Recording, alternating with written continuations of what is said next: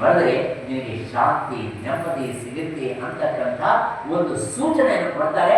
ನಾನು ಶಾಂತಿಗೋಸ್ಕರವಾಗಿ ತನ್ನ ಆತ್ಮತೃಪ್ತಿಗೋಸ್ಕರವಾಗಿ ವ್ಯಾಸರು ಭಾಗವತವನ್ನು ರಚನೆ ಮಾಡಿದರೆ 18,000 ಶ್ಲೋಕಗಳಿಂದ. 18,000 ಆತ್ಮೀಯರೇ, ಒಂದು ಶ್ಲೋಕವನ್ನು ಓದೋದು ಕಷ್ಟ, ಬರೆಯೋದು ಕಷ್ಟ ಅಲ್ಲ, ಓದೋದೇ ಕಷ್ಟ. ರಚನೆ ಮಾಡೋದು ಎಷ್ಟು ಕಷ್ಟ ಒಂದಲ್ಲ, 18,000. 18,000 ಮಾಡಬೇಕಾಗಿತ್ತ? ಹೌದು, 18,000 ಅನ್ನೋದಕ್ಕೆ ಅದಕ್ಕೆ ಒಂದು ರೀತಿಯಾಗಿರ್ತಕ್ಕಂಥ ಸಿಂಬಾಲಿಸಮ್ ಇದೆ.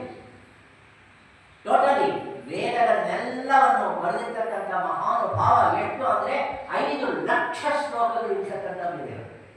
ಅದರಲ್ಲಿ 18,000 ಶ್ಲೋಕಗಳಿಂದ ಕೂಡಿರ್ತಕ್ಕಂಥ ಆ ಒಳ್ಳೆಯ ಭಾಗವತ ಅದು ನಿಜವಾಗಿಯೂ ಭಕ್ತಿ ರಸದಿಂದ ಕೂಡಿರ್ತಕ್ಕಂಥ ಭಾಗವತ.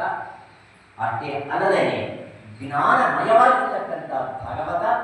ಭಗವದ್ಗೀತೆಯ ಇನ್ನೊಂದು ರೂಪವೇ ಹೊರತು ಅನ್ಯವಲ್ಲ. ಆದ ಕಾರಣ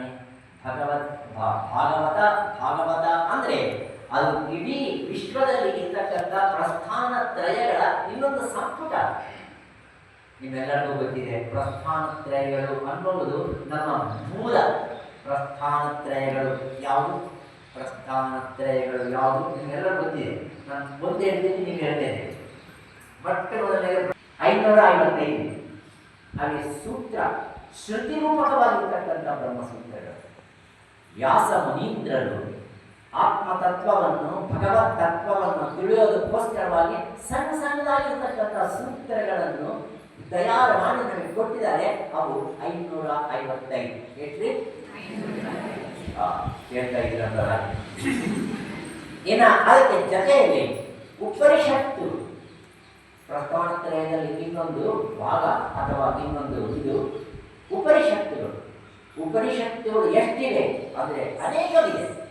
ಆದರೆ ಗೊತ್ತು ಮಾಡಿಕೊಂಡಿರ್ತಕ್ಕಂಥ ಉಪನಿಷತ್ತುಗಳು 1,180 ಉಪನಿಷತ್ತುಗಳು. ಆ ಉಪನಿಷತ್ತುಗಳು ಏನು ಹೇಳುತ್ತೆ? ಆ ಉಪನಿಷತ್ತುಗಳೆಲ್ಲವೂ 1,180 ಉಪನಿಷತ್ತುಗಳಲ್ಲಿ ಜ್ಞಾನದ ಬಗ್ಗೆ ಹೇಳ್ತಕ್ಕಂಥ ಉಪನಿಷತ್ತುಗಳು ಕೆಲವು, ಕರ್ಮವನ್ನು ಪ್ರತಿಪಾದನೆ ಮಾಡತಕ್ಕಂಥ ಉಪನಿಷತ್ತುಗಳು ಕೆಲವು, ಉಪಾಸನಾ ಧ್ಯಾನ ಇದರ ಬಗ್ಗೆ ಹೇಳ್ತಕ್ಕಂಥ ಉಪನಿಷತ್ತುಗಳು ಕೆಲವು. ಆ ಸಂಖ್ಯೆ ಹೇಳ್ತೀನಿ, ಟೋಟಲ್ ಮಾಡಿ 1,182 ಆಗಬೇಕು. 108 ಜ್ಞಾನ ಪ್ರಬೋಧವಾಗಿರ್ತಕ್ಕಂಥ 108 ಉಪನಿಷತ್ತುಗಳು.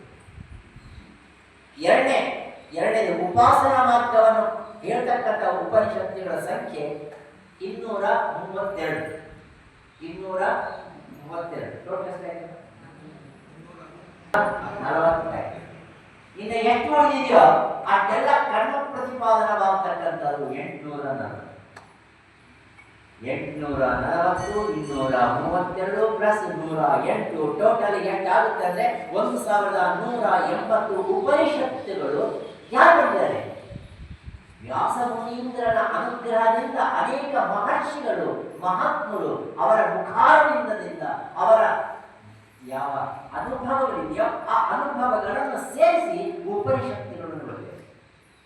ಅಷ್ಟು ಉಪನಿಷತ್ತುಗಳು ನಮಗೆ ಇಷ್ಟೇ ಗೊತ್ತಿದೆ. ಬ್ಯಾಡ